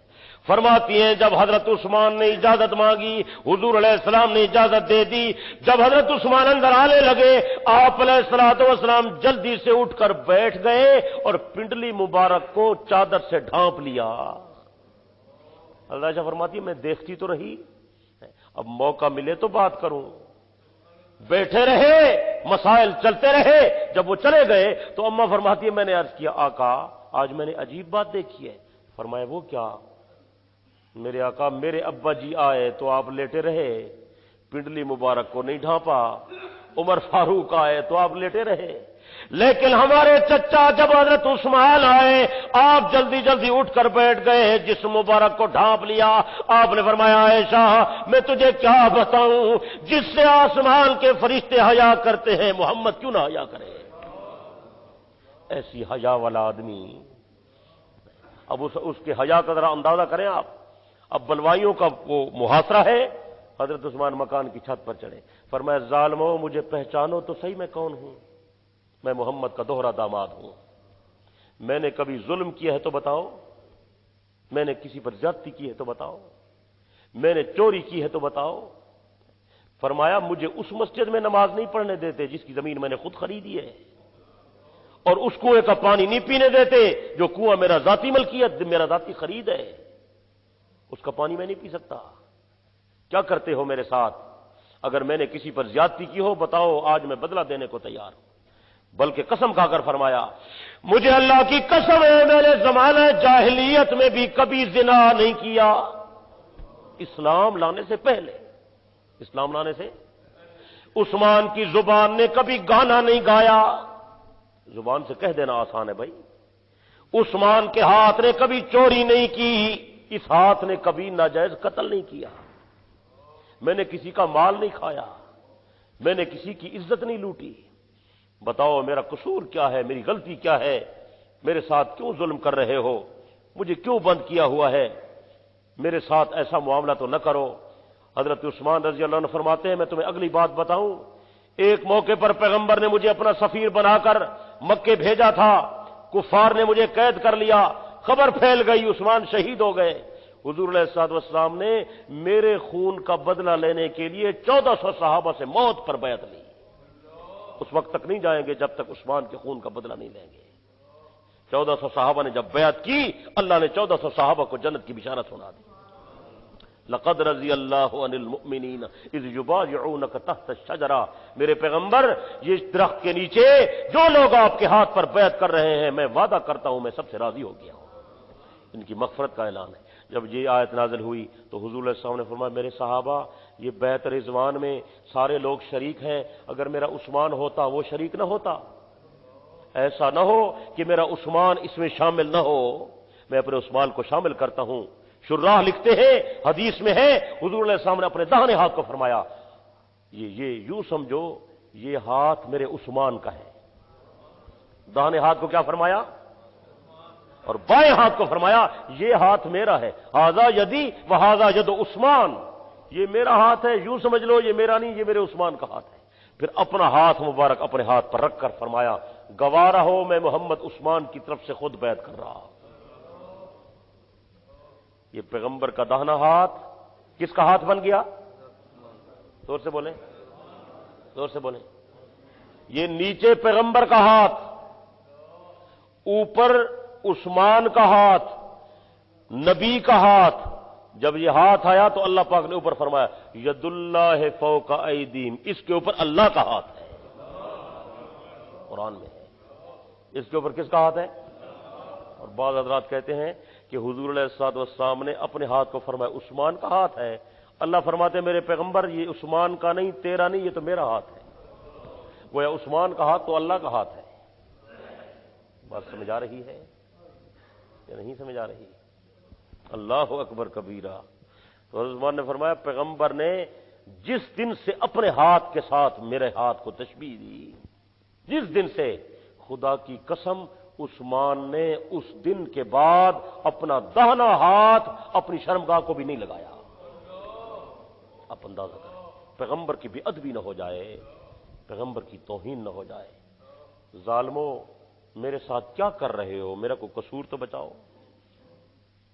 حضرت حسین کا 3 دن پانی بند ہوا ہے، دنیا شور مچاتی ہے، واقعی ظلم ہوا ہے کربلا میں، کوئی شک نہیں، لیکن اس مظلوم کا تذکرہ بھی کیا کریں جس کا 50 دن پانی بند ہوا ہے۔ کتنے دن؟ 50 دن پانی بند، 50 دن پانی اندر نہیں جانے دیا۔ اندر کتنا پانی ہوگا پینے کو؟ اور میدان کربلا میں شاہ حسین کا جو خیمہ تھا وہ فرات کے کنارے پر تھا، دشمنوں نے حضرت حسین کا پانی بھی بند کیا تھا 3 دن یا 4 دن، لیکن فرات کے کنارے پر خیمہ تھا اور وہاں تو انہوں نے نیچے گڑھے کھودے، دریا کے کنارے پر گڑھا کھودا جائے تو پانی جلدی نکل آتا ہے، اور ایسا کیا گیا، تاریخ بتاتی ہے، گڑھے کھودے گئے اور نیچے سے پانی حاصل کیا گیا۔ اس مظلوم کا کیا کہنا؟ اس کی مظلومیت کا اندازہ کریں جس کا 50 دن پانی بند ہے، کھانا کچھ نہیں، پینا کچھ نہیں۔ حضرت عثمان فرماتے ہیں بھوک تو لگتی تھی، بھوک لگتی تھی، اور میں محسوس کرتا تھا، جب بھوک زیادہ محسوس کرتا تھا پھر قرآن پڑھتا تھا۔ کیا پڑھتا تھا؟ جب پیاس لگتی تھی قرآن پڑھتا تھا، بھوک بھی ختم، پیاس بھی ختم۔ فرماتے ایک دن مجھے خیال آیا کھانا تو ہے کچھ نہیں، ایسا نہ کرے کہ آج سے روزے کی نیت کر لیں۔ فرماتے میں نے پھر روزے رکھنا شروع کر دیے، بس روزے رکھتا تھا، گھر والی ساتھ تھی، وہ بھی روزہ رکھتی ہے، میں بھی روزہ رکھتا ہوں۔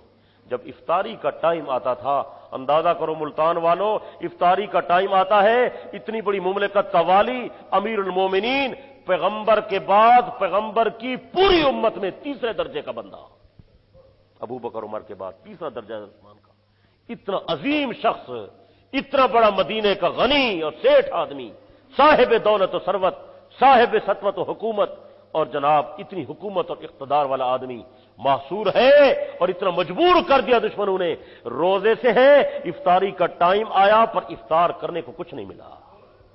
حضرت عثمان فرماتے بس نیت کر لیتا تھا کہ میں نے روزہ افطار کر لیا، کھانے کو تو کچھ نہیں ہوتا تھا، بس پھر صبح روزے کی نیت کر لیتا تھا، شام کو افطاری کی نیت کر لیتا تھا، قرآن پڑھتا رہتا تھا، قرآن ختم ہو گیا، پھر میں نے قرآن شروع کیا۔ فرماتے ہیں قرآن شروع کیا اور میں دن کو مجھے تھوڑا سا محسوس ہوا، میں نے کہا ذرا آرام کرتے ہیں، ذرا سستا لیتے ہیں، میں سویا، میری آنکھ کیا لگی کہ امام الانبیاء کا مجھے دیدار ہو گیا۔ میرے خواب میں دیکھا حضور تشریف لے آئے صلی اللہ علیہ وسلم اور ابو بکر عمر بھی ساتھ ہیں۔ آپ نے فرمایا عثمان پریشان تو نہیں ہو؟ یا رسول اللہ پریشان نہیں ہوں۔ آپ نے فرمایا پریشان نہیں ہونا، صبر سے کام لینا ہے، محمد کی دعائیں تمہارے ساتھ ہیں۔ یا رسول اللہ بس میں آپ کی دعاؤں کا ہی محتاج ہوں، مجھے دعاؤں کی ضرورت ہے۔ اگلی بات جو آپ نے ارشاد فرمائی وہ بڑی ہی عجیب ہے۔ آپ نے فرمایا عثمان زیادہ پریشان نہیں ہونا، آج تو بھی روزے دار ہے، میں بھی روزے دار ہوں، ابو بکر عمر بھی روزے دار ہیں۔ اگر دنیا کے آدمی، اگر یہ بلوائی بے ایمان منافق اگر دنیا کا پانی پلانا چاہیں تو ابھی پانی نہیں پینا، ابھی دنیا کا پانی پینے کا وقت ختم ہو گیا۔ میرا پیارا عثمان جلدی آؤ، میں انتظار کر رہا ہوں، آج شام کو انشاءاللہ جنت کے پانی سے اکٹھے افطار کریں گے۔ حضرت عثمان فرماتے میری جب آنکھ کھلی مجھے یقین ہو گیا کہ شہادت کا وقت قریب آ گیا ہے، تو اہلیہ سے فرمایا وہ میرے پاس ایک پاجامہ رکھا ہوا تھا جو میں نے خریدا تھا، وہ لاؤ میں پہن لوں وہ پاجامہ، تاکہ مجھے لگتا ہے یہ ظالم پتہ نہیں کس انداز میں مجھے شہید کریں، میری زندگی میں میری عزت پر کسی کی نظر نہیں پڑی، میری شہادت کے بعد بھی میری شرمگاہ پر کسی کی نظر نہ پڑنے پائے، اتنا احساس فرمایا۔ پھر آپ نے وہ پاجامہ زیب تن فرما لیا، اور حدیث کے الفاظ ہے حضرت عثمان نے وہ پاجامہ جب پہنا تو اسے خوب مضبوط کر کے باندھا، اس لیے کہ جو آدمی شلوار اور پاجامہ پہننے کا عادی نہ ہو تو اسے ذرا باندھنا بھی نہیں آتا، اور اسے یہ احساس رہتا ہے کہ کہیں یہ گر نہ جائے۔ تہبند ازار چادر چلتی تھی اس وقت، وہ باندھتے تھے، تو باندھنے والے کے لیے چادر مضبوط ہی ہوتی ہے، تو حضرت نے جب وہ پہلی دفعہ باندھا تو حدیث میں آتا ہے کہ اسے مضبوط باندھا کہ کہیں یہ گر نہ جائے یا کھل نہ جائے، پتہ نہیں یہ میرے ساتھ کیا حشر کریں گے۔ باندھا، وضو، تیمم، پانی تو تھا نہیں کہ وضو، تیمم کرتے ہیں، نمازیں چل رہی ہیں اور تلاوت قرآن ہو رہی ہے، بس قرآن کی تلاوت شروع فرمائی۔ اور مستدرک کی ایک عجیب روایت مجھے نظر آئی کہ حضور علیہ السلام نے یہ خبر بھی پہلے ارشاد فرمائی تھی عثمان تو شہید ہوگا اور قرآن کے اوپر شہید ہوگا، یہ بھی آپ نے فرما دیا تھا۔ وہ فرماتے ہیں میں نے پھر قرآن پڑھنا شروع کیا۔ قرآن کی عثمان کے ساتھ اور عثمان کی قرآن کے ساتھ گہری مناسبت ہے۔ صحابۃ الرسول میں پیغمبر کے سامنے، پیغمبر کی موجودگی میں پہلا شخص صحابہ میں جس نے قرآن کو یاد کیا وہ حضرت عثمان ہے۔ قرآن کا پہلا حافظ کون ہے؟ پیغمبر کے بعد صحابہ میں پہلا حافظ کون ہے؟ حضرت عثمان غنی رضی اللہ تعالی عنہ۔ اور قرآن نشر بھی انہوں نے کیا، لکھا بھی انہوں نے ہے، لغت قریش پر بھی بڑے احسانات ہیں حضرت عثمان کے۔ تو فرماتے قرآن سے تو مناسبت تھی، بس میں نے قرآن پڑھنا شروع کیا، پہلا پارہ پڑھ رہا تھا، غالباً یہی آیت تھی فَسَيَكْفِيكَهُمُ اللَّهُ، یہاں تک دشمن اندر دوڑے اور انہوں نے آ کر چھلانگ لگائی اور آ کر حملے کرنا شروع کر دیے۔ ایک آیا اس نے داڑھی پکڑی، حضرت نے فرمایا کیا کرتے ہو؟ تیرا والد ہوتا تو تجھے دیکھ کر کبھی برداشت نہ کرتا، وہ چھوڑ کر چلا گیا۔ اور آیا، اس نے حملہ کیا، آپ کی گھر والی بی بی نائلہ آگے بڑھنے لگیں تو ظالموں نے ان پر حملہ کیا، بی بی صاحبہ کے ہاتھ کا پنجہ کٹ گیا، انگلیاں کٹ گئیں۔ حضرت نے فرمایا ظالموں تمہیں حیا نہیں آتی، میری عزت پر تو حملہ نہ کرو میرے سامنے۔ ایسی مظلومیت کی شہادت کسی آدمی کی نہیں ہے۔ آج ذرائع ابلاغ والے ان کا نام تک نہیں لیتے، تذکرہ تک نہیں کرتے، فضائل مناقب نہیں بتاتے، عظمت کو نہیں بیان کرتے۔ کتنی مظلومانہ شہادت ہے حضرت عثمان کی۔ اس کے بعد اور آدمی آئے، ایک نے آپ کے سر پر لوہے کی لاٹ ماری، سر مبارک سے خون کے قطرات نکلے جو قرآن مقدس کی اسی آیت پر آئے فَسَيَكْفِيكَهُمُ اللَّهُ وَهُوَ السَّمِيعُ الْعَلِيمُ۔ 40-50 دنوں کا پیاسا، نبی کا دوہرا داماد، جنتی صحابی، مسلمانوں کا خلیفہ، کامل العلم والحیاء والایمان، سیدنا حضرت عثمان ابن عفان رضی اللہ عنہ کو ذی الحجہ کی 18 تاریخ سن 36 ہجری میں بڑی بے دردی کے ساتھ اپنے گھر میں شہید کر دیا گیا۔ انا للہ و انا الیہ راجعون۔ حضرت عثمان کی شہادت یہاں بڑی بے دردی کے ساتھ ہوئی۔ لوگ مرتے ہیں، دنیا پھول بچھاتی ہے، اتنا بڑا عظیم آدمی شہید ہوا، پھول کیا بچھاتے، لوگ اس کے جنازے پر بھی پتھر مار رہے ہیں۔ جنازہ اٹھایا، رات کے اندھیرے میں 17 صحابہ نے جنازہ پڑھا، جنت البقیع میں جا کر دفن کر دیا۔ حضرت عثمان رضی اللہ عنہ کو اس جنت میں داخل فرما دیا، ہمیشہ کے لیے وہ جنت میں سو گئے۔ حضرت حسن رضی اللہ عنہ نے فرمایا میں نے خواب میں دیکھا، اور وہ یہ خواب منبر پر بیان کیا کرتے تھے، فرماتے میں نے خواب دیکھا کہ اللہ کی عدالت لگی ہوئی ہے اور حضور علیہ السلام تشریف لائے اور اللہ کے عرش کے پائے کو پکڑ کر کھڑے ہو گئے۔ اس کے بعد ابو بکر آئے، وہ پیغمبر کے کندھے کے ساتھ کھڑے ہو گئے، پھر حضرت عمر آئے، وہ پیغمبر کے پیچھے وہ بھی کھڑے ہو گئے۔ اس کے بعد میں نے دیکھا کہ حضرت عثمان آئے، حضرت عثمان، اور اس انداز میں آئے کہ ان کا سر مبارک کٹا ہوا ہے اور سر انہوں نے اپنے دونوں ہاتھوں پر رکھا ہوا ہے اور خون بہ رہا ہے، خوشبو مہک رہی ہے۔ جب حضرت عثمان آگے آئے تو اللہ کے دربار میں آ کر اپنا سر پیش کر کے عرض کرتے ہیں مولا میں یہ پوچھنا چاہتا ہوں کہ کس ظلم کی پاداش میں عثمان کو شہید کیا گیا ہے؟ کون سا جرم مجھ سے ہو گیا تھا کہ نام نہاد مسلمانوں نے مجھے بے دردی کے ساتھ شہید کر دیا؟ حضرت حسن روتے تھے اور فرماتے تھے حضرت عثمان کا استغاثہ ہوگا، اللہ کی عدالت ہوگی اور ظالموں کو خدا کے عذاب سے چھڑانے والا کوئی نہیں ہوگا۔ ہمارے اوپر یہ لازم ہے کہ ہم ایسے موقعوں پر ان اکابر کا تذکرہ کریں، ان کی محبت کے گن گائیں، ان کے فضائل منا کے بیان کریں، تاکہ نسل نو کو پتہ چلے کہ ہمارے اکابر کی کتنی قربانیاں ہیں اور ان کی قربانیوں کے صدقے اسلام، قرآن، پیغمبر کا دین، نبی کا کلمہ ہم تک آن پہنچا۔ حضور علیہ الصلوۃ والسلام نے جن کی بارہا جنت کی بشارت دی، اگر ہم ان سے محبت کریں گے، ان سے عقیدت کریں گے، ان کے نقش قدم پر چلیں گے، ان کی زندگی کو اپنائیں گے، ہمارے لیے درس عبرت کیا ہے؟ ہمارے لیے سبق کیا ہے؟ ہمارے لیے سبق عثمان کی محبت ہے، ہمارے لیے سبق عثمان کی عقیدت ہے، ہمارے لیے سبق سیدنا عثمان کی اطاعت ہے، حضرت عثمان کی تابعداری ہے۔ ان جیسی سخاوت کو اپنائیں، ان جیسی عبادت کو اپنائیں، ان کا قرآن سے تعلق اور ربط اور محبت، قرآن مجید پڑھیں، بچوں کو پڑھائیں، علماء سے، حفاظ قراء حضرات سے رابطہ رکھیں۔ یہ لوگ دین کی محنت کرنے والے ہیں، ان کی وجہ سے اللہ پاک ہمیں بھی دین عطا فرمائے گا۔ خوش نصیب وہ لوگ ہیں اللہ نے جن کو قرآن سے تعلق عطا کیا، اسلام سے تعلق عطا کیا، دین سے تعلق عطا کیا۔ اچھے لوگوں کے ساتھ بیٹھنے سے آدمی اچھا ہوتا ہے، برے لوگوں کے ساتھ تعلق رکھنے سے آدمی میں برائی آتی ہے۔ اگر اچھے لوگوں کے ساتھ رہیں گے تو ان کی برکت سے اللہ ہمارا بیڑا بھی پار کر دیں گے انشاءاللہ۔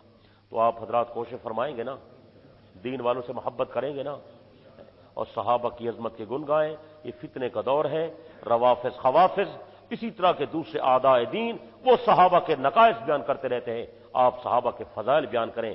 صدیق اکبر جنتی، فاروق اعظم جنتی، عثمان غنی جنتی، علی المرتضیٰ جنتی، ہر ایک کی فضیلت حدیث میں موجود ہے۔ آپ نے فرمایا جنت کے 8 دروازے، 8 دروازوں سے صدیق کو بلایا جائے گا، میرے راستے سے جنت آ۔ عمر کے بارے میں آپ نے فرمایا میں نے جنت میں عمر کا محل دیکھا، موتیوں کا بنا ہوا محل ہے۔ حضرت عثمان کے بارے میں آپ نے 2 باتیں فرمائیں، آپ نے فرمایا ہر نبی کا جنت میں ایک ساتھی ہے اور میرا جنت کا ساتھی عثمان ہے۔ دوسری بات تو بہت عجیب فرمائی، آپ نے فرمایا میں نے جنت کے تمام محلات اور مکانات کو دیکھے، جنت کے محلات میں حضرت عثمان کے مکان جتنا بلند مکان کسی کا نہیں ہے، جنت میں سب سے بلند مکان عثمان کا ہے۔ اور حضرت علی کے بارے میں آپ نے فرمایا علی تیرا گھر تو اللہ نے جنت میں محمد کے گھر کے سامنے بنایا ہے۔ اور حسن حسین کے بارے میں تو مشہور حدیث آپ سن چکے ہیں، حسن حسین جنتی ہیں، جنتی نوجوانوں کے سردار ہیں، یہ بھی شہید ہیں، وہ بھی شہید ہیں۔ شہداء کے بارے میں قرآن میں ہے انہیں مردہ نہ کہو، شہید زندہ ہیں، انہیں رزق دیا جاتا ہے۔ نبی کا جسم بھی قبر میں محفوظ ہوتا ہے، شہداء کے اجسام بھی محفوظ ہوتے ہیں، اور اس کے بارے میں کئی روایات بھی موجود ہیں۔ حضرت عثمان بھی شہید ہیں اور شہادت کا بہت اونچا درجہ ہے۔ صدیقین، شہداء، صالحین یہ انبیاء کے بعد بڑے مناصب ہیں، اللہ ہمیں ان کی محبت نصیب فرمائے، ان کی تابعداری عطا فرمائے، ان کے نقش قدم پر چلنے کی توفیق عطا فرمائے۔ وآخر دعوانا الحمدللہ رب العالمین۔ تمام حضرات درود شریف پڑھ لیں، محبت سے دعا ہوگی۔ اللہم صلی وسلم مبارک علی سیدنا و مولانا محمد النبی الامی وعلی آلہ واصحابہ عدد کل معلوم لک دائما ابدا۔ اللہم صلی وسلم مبارک علی سیدنا و مولانا محمد النبی الامی وعلی آلہ واصحابہ عدد کل معلوم لک دائما ابدا۔ الحمدللہ رب العالمین والعاقبۃ للمتقین والصلاة والسلام علی سید الانبیاء والمرسلین وعلی آلہ واصحابہ اجمعین۔ اللہم ارزقنا حبک وحب رسولک وحب عمل یقربنا الی حبک۔ لا الہ الا اللہ وحدہ لا شریک لہ احدا صمدا لم یلد ولم یولد ولم یکن لہ کفوا احد۔